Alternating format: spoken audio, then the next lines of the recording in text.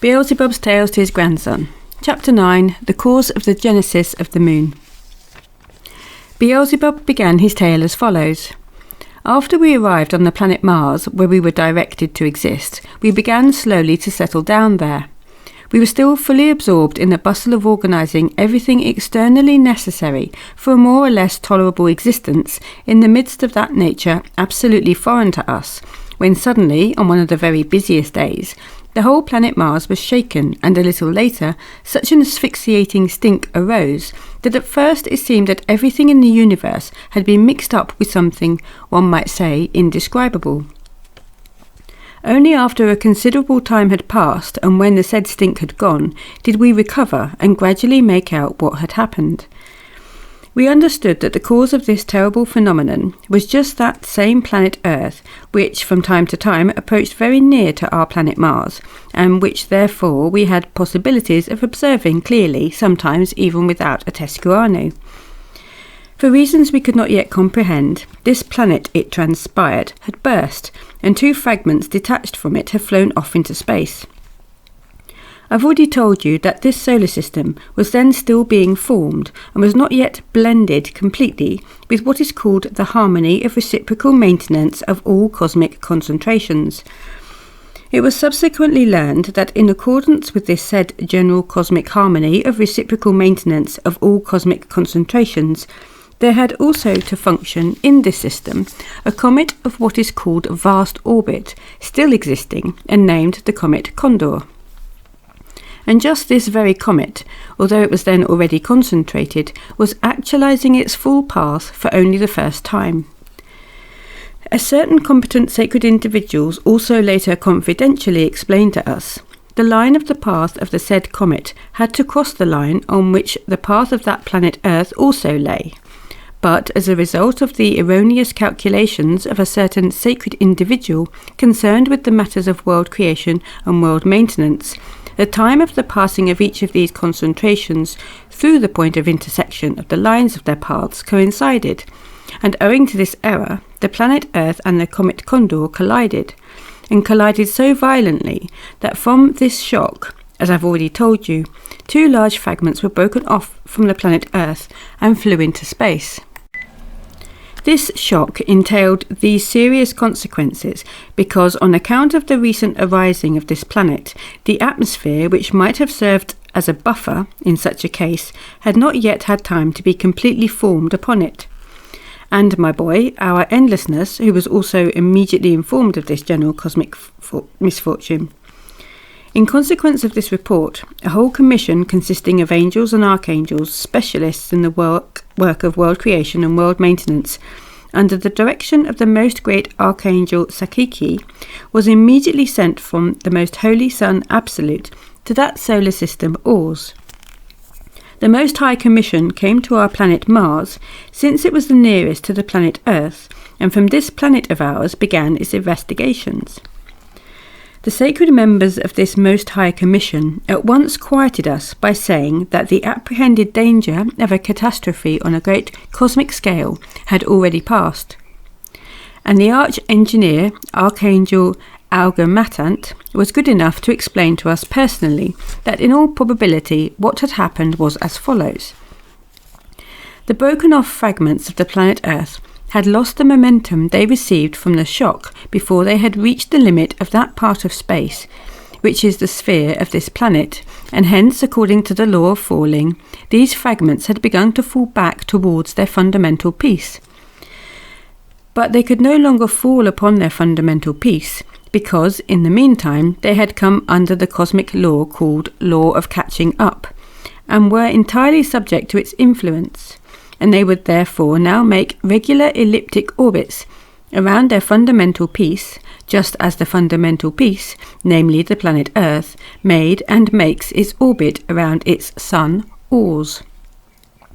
And so it will always continue, unless some new unforeseen catastrophe on a large scale changes it in one way or another.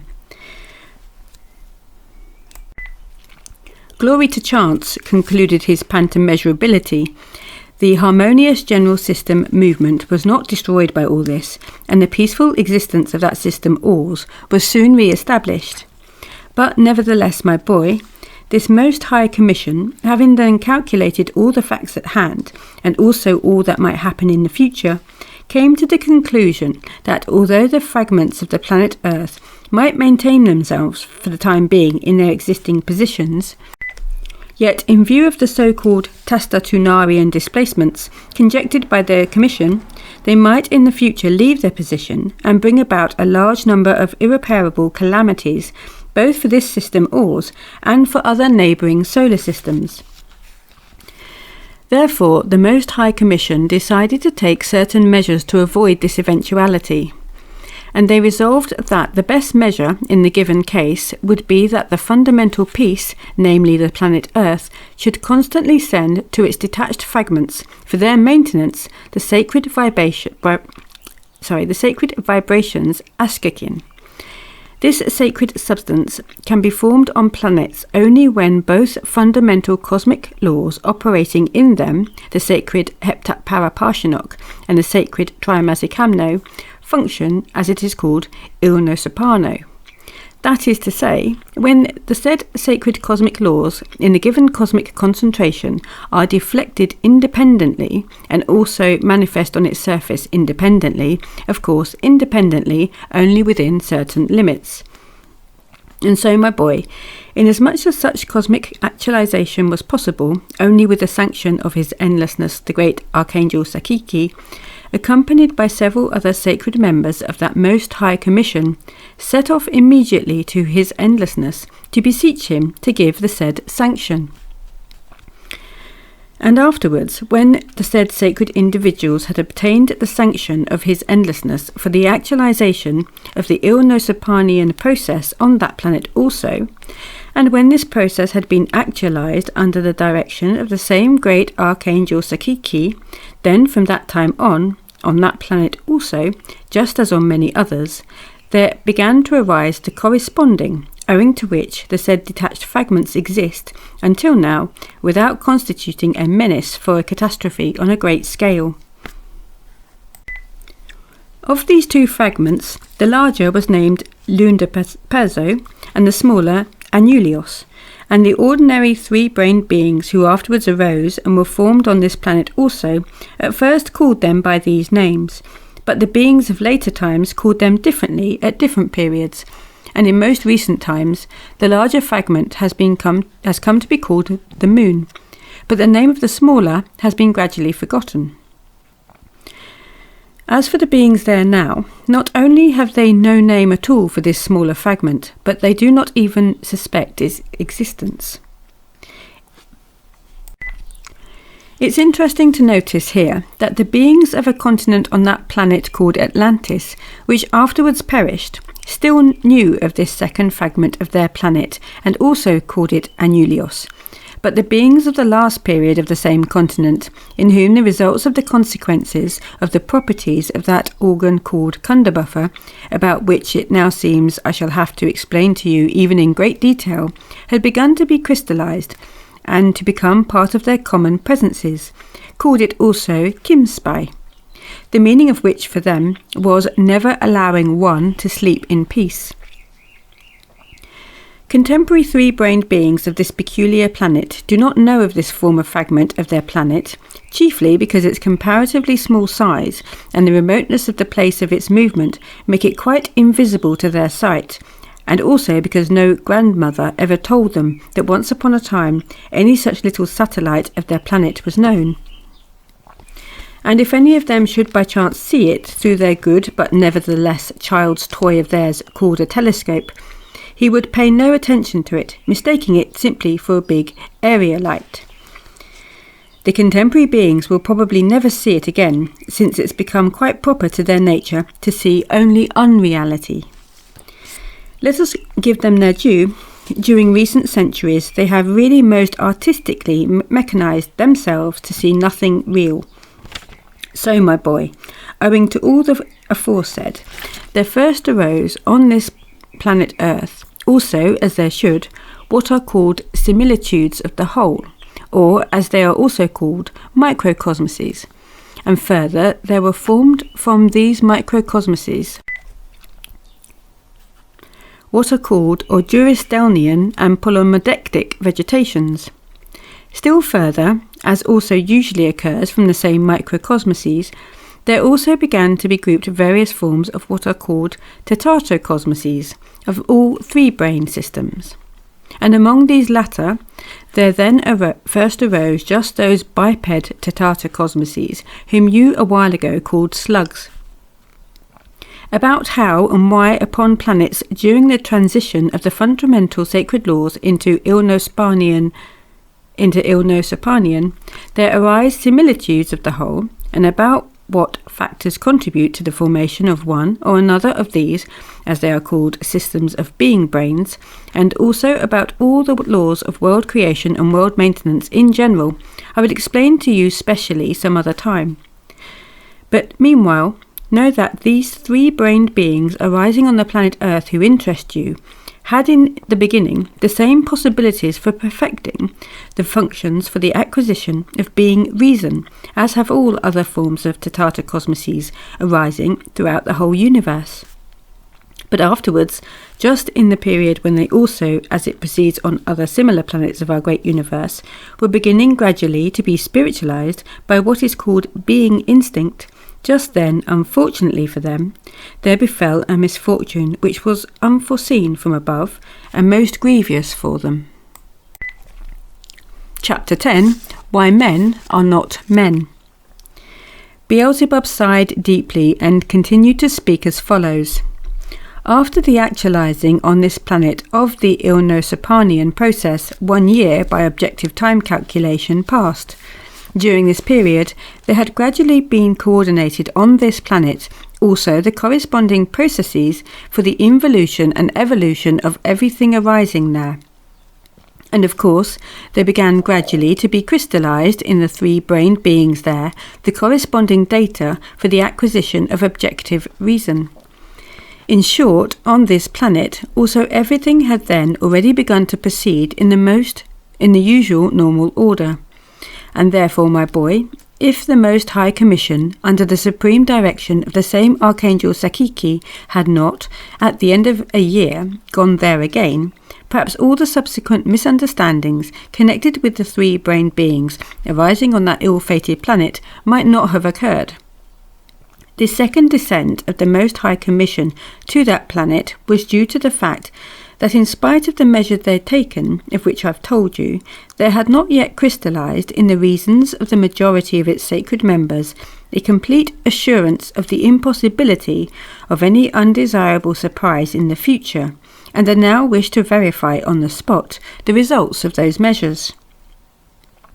It was just during this second descent that the Most High Commission decided in any event, if only for the sake of their own reassurance, to actualize certain further special measures, among which was also that measure, the consequences of which have not only gradually turned into a stupendous terror for the three-brained beings themselves who arise on this ill-fated planet, but have even become, so to say, a malignant sore for the whole of the great universe. You must know that by the time of this second descent of the Most High Commission, there had already gradually been engendered in them, as is proper to three-brained beings, what is called mechanical instinct. The sacred members of this Most High Commission then reasoned that if the said mechanical instinct in these biped three-brained beings of that planet should develop towards the attainment of objective reason, as usually occurs everywhere among three-brained beings, then it might quite possibly happen that they would prematurely comprehend the real cause of their arising and existence, and make a great deal of trouble. It might happen that, having understood the reason for their arising, namely that by their existence they should maintain the detached fragments of their planet, and being convinced of this, their slavery to circumstances utterly foreign to them, they would be unwilling to continue their existence and would on principle destroy themselves. So, my boy, in view of this, the Most High Commission then decided, among other things, provisionally to implant into the common presences of the three-brained beings there a special organ with a property such that first they should perceive reality topsy-turvy,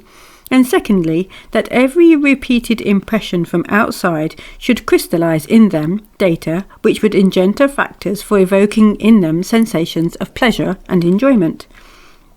And then, in fact, with the help of the chief common universal arch-chemist physicist Angel Lewissos, who was also among the members of this most high commission, they caused to grow in the three brain beings there, in a special way, at the base of their spinal column, at the root of their tail, which they also at that time still had, and which part of their common presences furthermore still had its normal exterior expressing, the, so to say, fullness of its inner significance, a something, which assisted the arising of the said properties in them. And this something they then first called the organ Kundabuffer. Having made this organ grow in the presences of the three-brained beings, and having seen that it would work, the Most High Commission, consisting of sacred individuals headed by the Archangel Sakiki, reassured and with good consciences returned to the centre, while there, on the planet Earth which has taken your fancy, the action of this astonishing and exceedingly ingenious invention began from the very first day to develop, and developed, as the wise Mullah Nasser Eddin would say, like a Jericho trumpet in crescendo. Now, in order that you may have at least an approximate understanding of the results of the properties of the organ devised and actualized by the incomparable Angel Lewissos, blessed be his name to all eternity, it is indispensable that you should know about the various manifestations of the three-brained beings of that planet, not only during the period when this organ Kundabuffer existed in their presences, but also during the later periods when, although this astonishing organ and its properties had been destroyed in them, nevertheless, owing to many causes, the consequences of its properties had begun to be crystallized in their presences. Meanwhile, you must note that there was still a third descent of that Most High Commission to that planet, 3 years later, according to objective time calculations, but this time it was under the direction of the most great Arch-Seraph Sevotatara, the most great Archangel Sakiki, having in the meantime become worthy to become the divine individual he now is, namely, one of the 4 quarter maintainers of the whole universe. And during just this third descent, there when it was made clear by the thorough investigations of the sacred members of this third Most High Commission, that for the maintenance of the existence of those said detached fragments, there was no longer any need to continue to actualize the deliberately taken anticipatory measures, then among the other measures there was also destroyed, with the help of the same arch-chemist physicist Angel Lewissos, in the presence of the three-brained beings there, the said organ Kundabuffer, with all its astonishing properties. But let us return to the tale I began. Now, listen. When our confusion, caused by the recent catastrophe that had menaced that whole solar system, had passed off, we slowly, after this unexpected interruption, resumed the settlement of our new place on the planet Mars. Little by little, we all of us made ourselves familiar with the local nature and adapted ourselves to the existing conditions. As I've already said, many of us definitely settled down on the planet Mars, and others by the ship Occasion, which had been put at the disposal of the beings of our tribe for interplanetary communication, either went or prepared to go to exist on other planets of the same solar system. But I, with my kinsmen and some of my near attendants, remained to exist on that planet Mars. Yes, I must note that by the time to which my tale refers, my first Tescuano had already been set up in the observatory which I had constructed on the planet Mars, and I was just then devoting myself entirely to the further organisation and development of this observatory of mine, for the more detailed observation of the remote concentrations of our great universe and of the planets of this solar system. Among the objects of my observations, then, was also this planet Earth. Time passed. The process of existence on this planet also began gradually to be established, and it seemed from all appearances that the process of existence was proceeding there just as on all other planets. But by close observation, First, it could be clearly seen that the numbers of these three-brained beings were gradually increasing, and secondly, it was possible sometimes to observe very strange manifestations of theirs. That is, from time to time, they did something which was never done by three-brained beings on other planets. Namely, they would suddenly, without rhyme or reason, begin destroying one another's existence. Sometimes this destruction of one another's existence proceeded there not in one region alone, but in several, and would last not just one Diagnosk, but many Diagnosks, and sometimes even for whole Ornacras. Diagnosk signifies day, Ornacra signifies month. It was sometimes very noticeable also that from this horrible process of theirs, their numbers rapidly diminished. But on the other hand, during other periods, when there was a lull in these processes, their numbers also very noticeably increased. To this peculiarity of theirs we gradually got used, having explained it to ourselves that obviously for certain higher considerations these properties also must deliberately have been given to the Organkundabuffer by the Most High Commission. In other words, seeing the fecundity of these biped beings, we assumed that this had been done with a forethought, in view of the necessity that they should exist in such large numbers for the needs of the maintenance of the common cosmic harmonious movement. Had it not been for this strange peculiarity of theirs, it would never have entered anybody's head that there was anything queer on that planet. During the period to which the aforesaid refers, I visited most of the planets of that solar system, the populated and the as yet unpopulated. Personally, I liked best of all the three-centered beings breeding on the planet bearing the name Saturn, whose exterior is quite unlike ours, but resembles that of the being bird raven. It's interesting, by the way, to remark that for some reason or other, the form of being bird raven breeds not only on almost all the planets of the solar system, but also on most of those other planets of the whole of our great universe, upon which beings of various brain systems arise, and are coated with planetary bodies of different forms. The verbal intercourse of these beings, ravens, of that planet Saturn, is something like ours. But in regard to their utterance, it is, in my opinion, the most beautiful of any I've ever heard.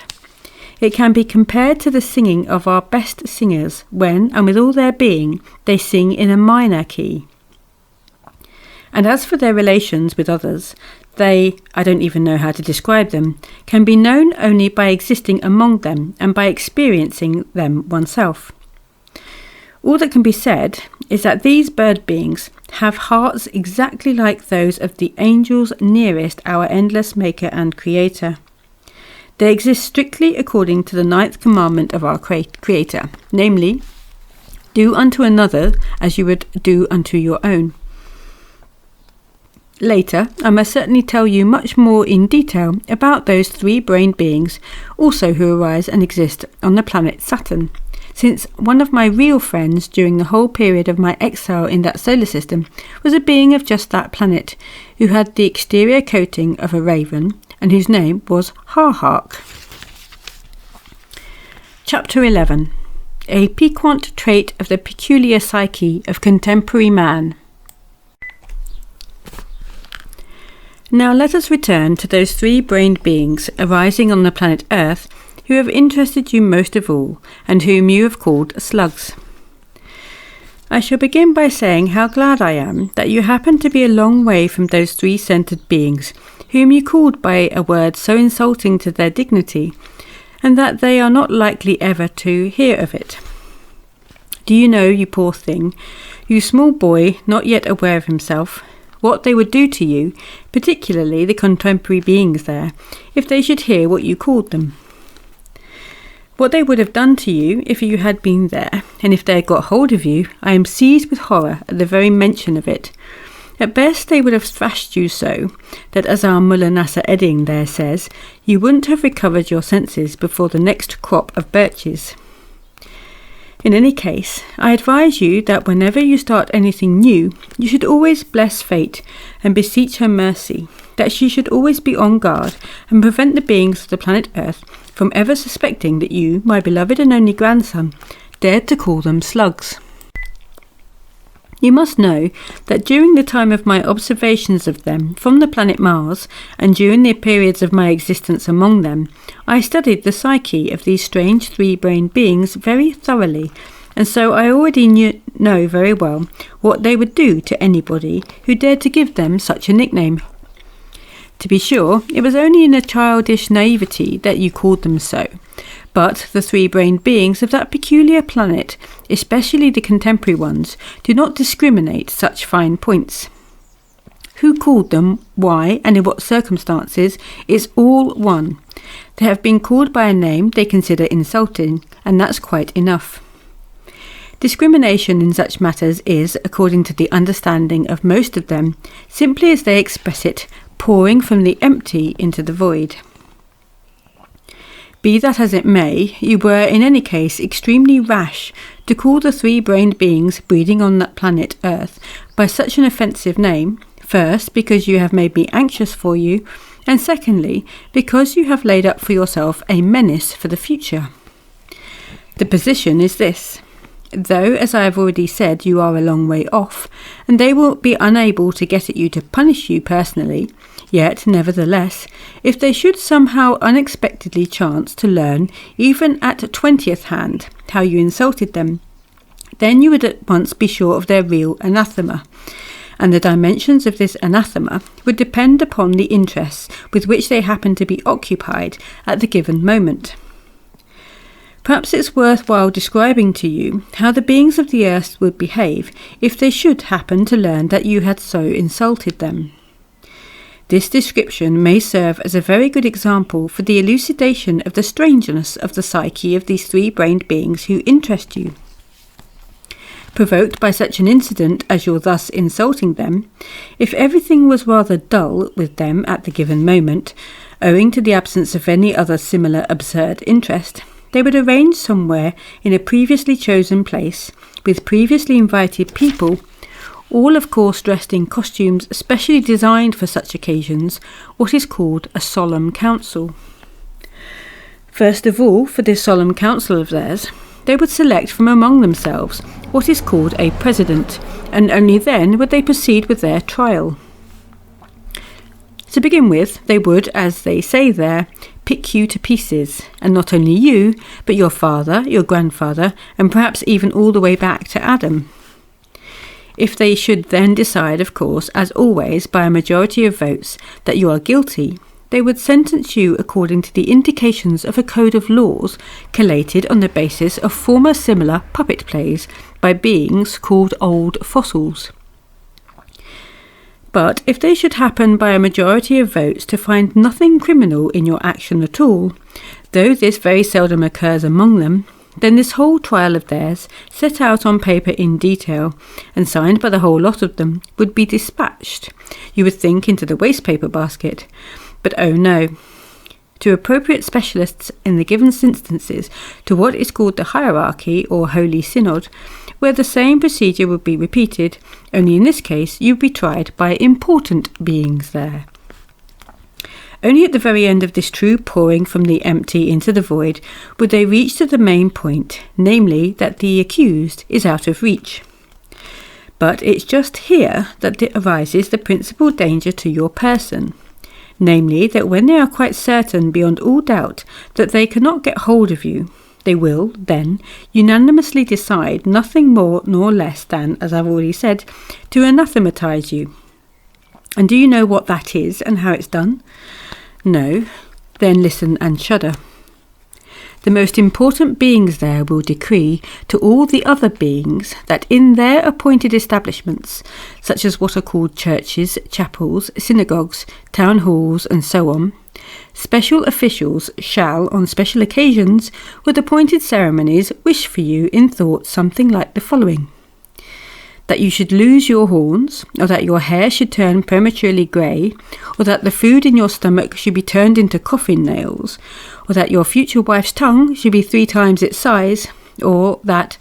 whenever you take a bite of your pet pie, it should be turned into soap, and so on and so forth, in the same strain.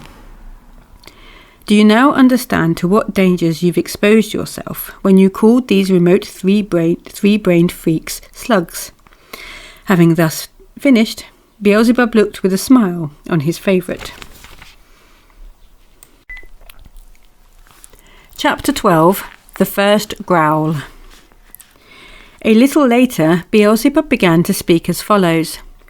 A story I've just recalled, connected with these anathemas I've mentioned, may provide very useful material for beginning to comprehend the strangeness of the psyche of the three-brained beings of that planet which has taken your fancy,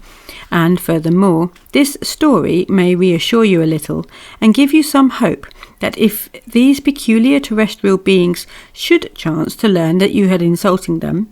and should anathematize you, then perhaps after all something not so very bad might come of it for you.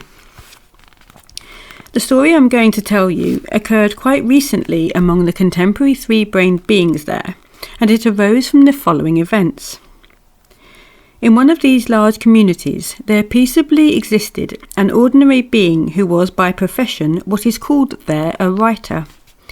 You must here know that in long past ages, one might still occasionally run across beings of that profession who still invented and wrote something really by themselves. But in these later epochs, the writers among the beings there, particularly among contemporary beings, have been of those that only copy from many already existing books all kinds of ideas, and by fitting them together to make a new book. And they prefer books which have reached them from their very remote ancestors.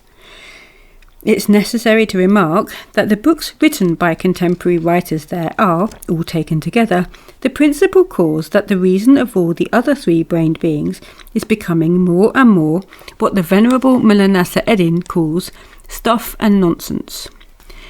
And so, my boy, the contemporary writer of whom I began to speak was just like a writer like all the rest there, and nothing particular in himself. Once, when he had finished some book or other, he began to think what he should write about next, and with this in view, he decided to look for some new idea in the books contained in his what is called library, such as every writer there is bound to have. And as he was looking, a book called The Gospels happened to fall into his hands. The Gospels is the name given there to a book once written by certain persons called Matthew, Mark, Luke and John about Jesus Christ, a messenger from our endlessness to that planet. This book is widely circulated among those three-centered beings there who nominally exist according to the indications of this messenger. This book having chanced to fall into the writer's hands, the thought suddenly enters his head, why should not I also make a gospel? From investigations I had to make for quite different needs of mine, it turned out that he then further deliberated as follows. Am I any worse than those ancient barbarians, Matthew, Mark, Luke and Johnny? At least I am more cultured than they ever were, and I can write a much better gospel for my contemporaries. And very decidedly, it's necessary to write just the gospel, because the contemporary people called English and American have a great weakness for this book, and the rate of exchange of their pounds and dollars is not half bad just now. No sooner said than done, and from that very day he wiseacred away at his new gospel. But it was only when he had finished it, however, and had given it to the printers, that all the further events connected with this new gospel of his began. At any other time, nothing perhaps would have happened, and this new gospel of his would simply have slipped into its niche in the libraries of the bibliomaniacs there, among the multitudes of other books expounding similar truths. But unfortunately, or fortunately for the writer, it happened that But fortunately or unfortunately for this writer, it happened that certain power-possessing beings of that great community in which he existed had just been having rotten luck at what is called roulette and baccarat, and they therefore kept on demanding what they called money from the ordinary beings of their community.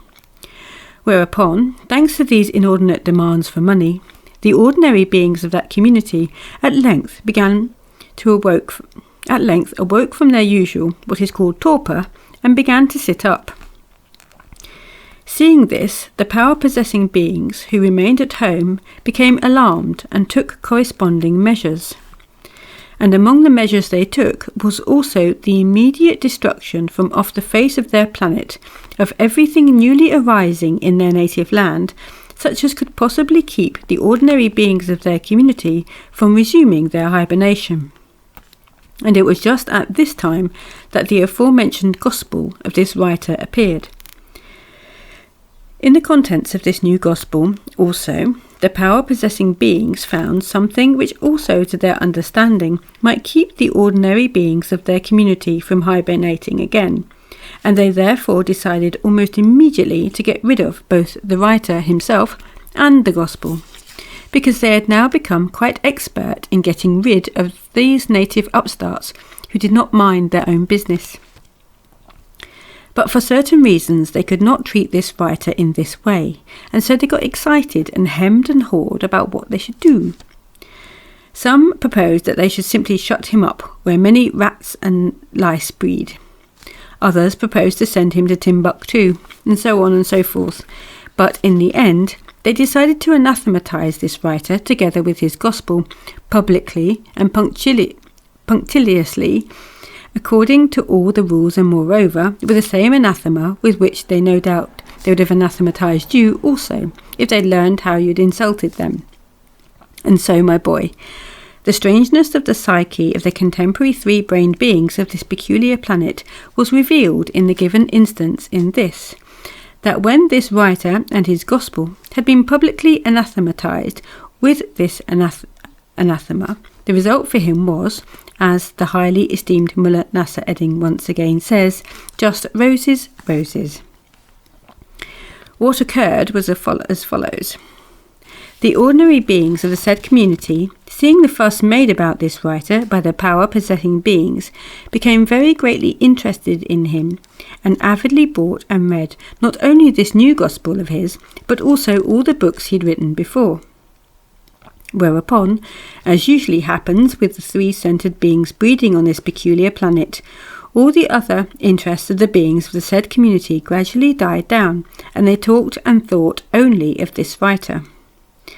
And as it also happens, whereas some praised him to the skies, others condemned him. And the result of these discussions and conversations was that the numbers interested in him grew, not only among the beings of his own community, but among the beings of other communities also. And this occurred because some of the power-possessing beings of this community,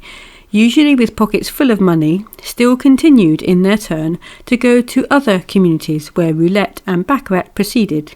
and carrying on their discussion there concerning this writer, they gradually infected the beings of other communities also with this affair.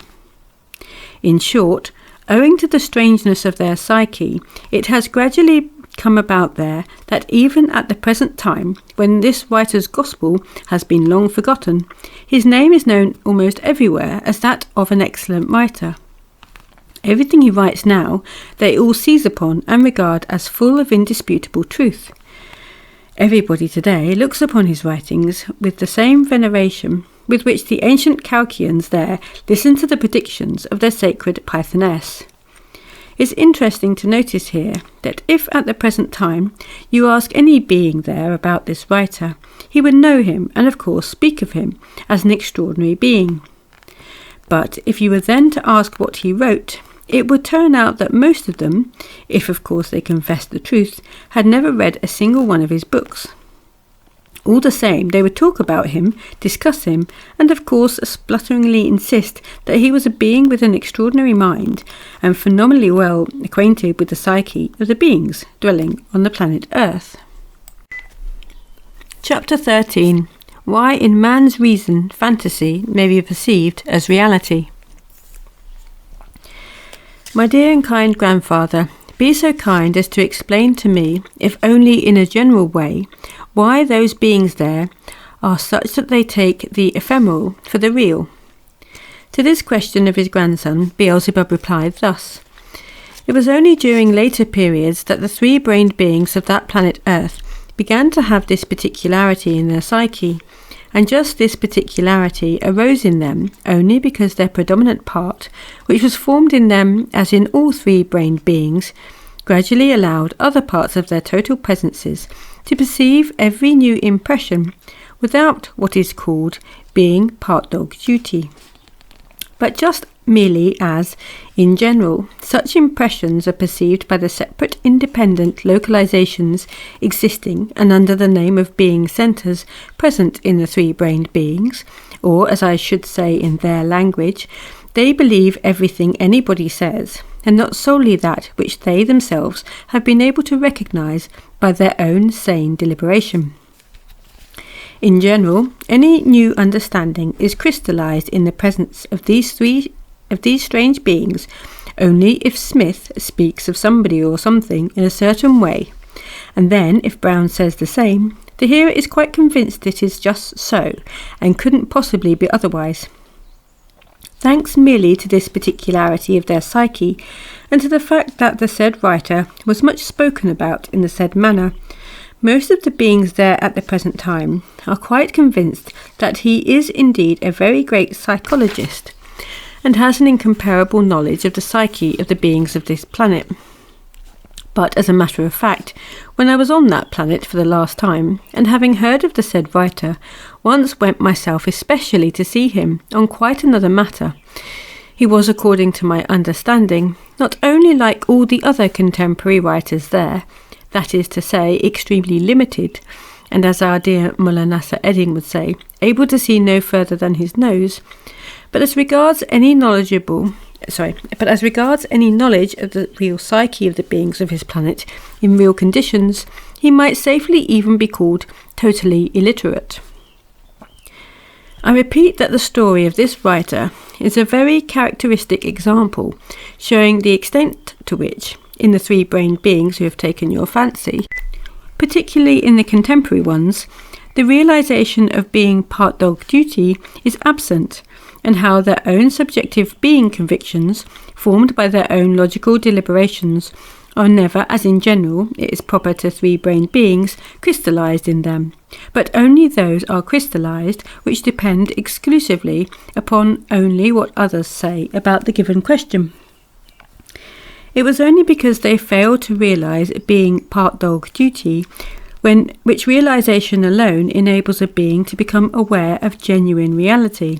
that they saw in the said writer some perfection or other which was not there at all. This strange trait of their general psyche, namely of being satisfied with just what Smith or Brown says, without trying to know more, became rooted in them already long ago, and they no longer strive at all to know anything cognizable by their own active deliberations alone. Concerning all this, it must be said that neither the organ Kunderbuffer, which their ancestors had, is to blame, nor its consequences, which, owing to a mistake on the part of certain sacred individuals, were crystallized in their ancestors and later began to pass by heredity from generation to generation. But they themselves were personally to blame for it, and just on account of the abnormal conditions of external ordinary being existence, which they themselves have gradually established, and which have gradually formed in their common presence just what has now become their inner evil god, called self-calming.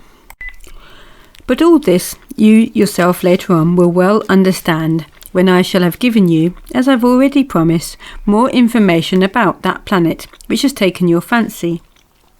In any case, I strongly advise you to be very careful in the future in your references to the three-brained beings of that planet, not to offend them in any way, otherwise, as they also say there, with what may the devil not joke. They might find out about your insulting them, and to use another of their expressions, lay you by the heels. And in the present case, there is no harm in recalling again one of the wise sentences of our dear Mullah Nasser Eddin, who says, "Struth, what might not happen in this world? A flea might swallow an elephant." Beelzebub intended to say something more, but at that moment a ship's servant entered, and approaching, handed him an etherogram in his name. When Beelzebub had finished listening to the contents of the said etherogram, and the ship's servant had gone, Hussein turned to Beelzebub again with the following words: "Dear grandfather, please go on talking about the three-centered beings arising and existing on that interesting planet called Earth." Beelzebub, having looked at his grandson again with a special smile, and having made a very strange gesture with his head, continued to speak as follows. Chapter 14. The beginnings of perspectives promising nothing very cheerful. I must tell you first that the three-brained beings on that planet also had in the beginning presences similar to those possessed in general by all what are called Keshapmartnian three-centered beings arising on all the corresponding planets of the whole of our great universe, and that they also had the same, as it is called, duration of existence as all the other three-brained beings. All the various changes in their presences began for the most part after the second misfortune occurred to this planet, during which misfortune the chief continent of that ill-fated planet, then existing under the name Atlantis, entered within the planet. And from that time on, as little by little they created for themselves all sorts of conditions of external being existence, thanks to which the quality of their radiations went steadily from bad to worse. Great nature was compelled gradually to transform their common presences by means of various compromises and changes, in order to regulate the quality of the vibrations which they radiated and which were required chiefly for the preservation of the well-being of the former parts of that planet. For the same reason, great nature gradually so increased the numbers of the beings there that at the present time they are now breeding on all the lands formed on that planet. The exterior forms of their planetary bodies are all made alike, and of course in respect of size and in their other subjective particularities, they are each coated, just as we are, in accordance with the reflection of heredity, with the conditions at the moment of conception, and with the other factors that serve in general as the causes for the arising and formation of every being. They also differ among themselves in the colour of their skin and in the conformation of their hair, and these latter particularities are determined in their presences, just as they are everywhere else, by the effects of that part of the planetary surface where the given beings arise and where they are formed until they reach the age of responsible beings, or as they say, until they become adult. As regards their general psyche itself and its fundamental traits, no matter upon what part of the surface of their planet they arise, these traits in all of them have precisely the same particularities, among them being also that the property of the three-brained beings there, thanks to which on that strange planet alone in the whole of the universe does that horrible process occur among three-brained beings, which is called the process of the destruction of each other's existence, or, as it's called on that ill-fated planet, war. Besides this chief particularity of their common psyche, there are completely crystallized in them, and there unfailingly become a part of their common presences, regardless of where they may arise and exist, functions which exist under the names egoism, self-love, vanity, pride, self-conceit, credulity, suggestibility, and many other properties quite abnormal and quite unbecoming to the essence of any three-brained beings whatsoever. Of these abnormal being particularities, the particularity of their psyche, the most terrible for them personally, is that which is called suggestibility. About this extremely strange and singular psychic particularity I shall specially explain to you sometime. Having said this, Beelzebub was thoughtful, and this time longer than usual, and then, turning again to his grandson, he said, "I see that the three-brained beings arising and existing on that peculiar planet Earth interest you very much. and as during our voyage on the ship Karnak, we shall have willy-nilly to talk about many things, just to pass away the time, I'll tell you all I can just about these three-brained beings. I think it will be best for your clear understanding of the strangeness of the psyche of the three-brained beings arising on that planet Earth if I relate to you my personal descents to that planet in their order, and the events which occurred there during these descents of mine, of which I myself was a witness. I personally visited the surface of the planet Earth 6 times in all, and each of these personal visits of mine was brought about by a different set of circumstances. I shall begin with my first descent.